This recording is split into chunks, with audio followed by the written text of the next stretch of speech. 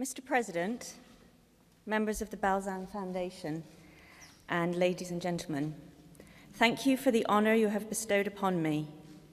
It is a great special pleasure to share this prize with Professors Sullivan, Tillman, and Torelli, and to be lauded alongside the association Vivre en Famille. I have been awarded this prize for my contributions to epistemology and the philosophy of mind. Those of you who know my work might be surprised that it falls into these categories. Epistemologists in the analytic tradition in which I was trained have tended to focus on knowledge as a form of justified, true belief.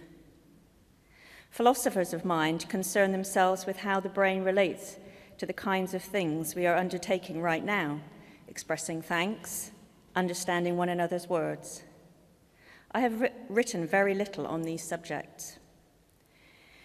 Instead, I have engaged in a very different kind of investigation of knowledge and the mind.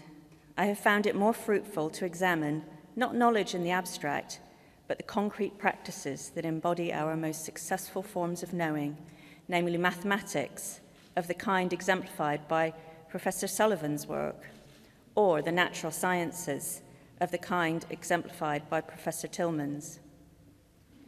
How have we developed the styles of reasoning that allow us to know these things in those distinctive ways? In that, like Professor Torelli, I have turned to history.